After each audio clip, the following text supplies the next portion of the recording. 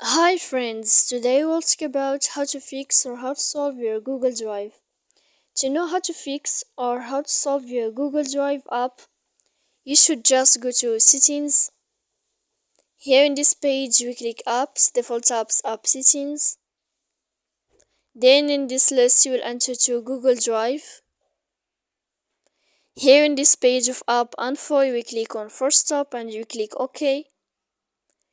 Then you will enter to the window of Storage. Here we click Clear Cache. Don't click clear data because that can make errors in your app. And in the end of all these steps, then you can turn off your Wi-Fi.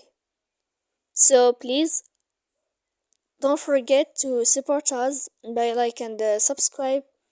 See you next time in another video, and thank you for your attention and your watching.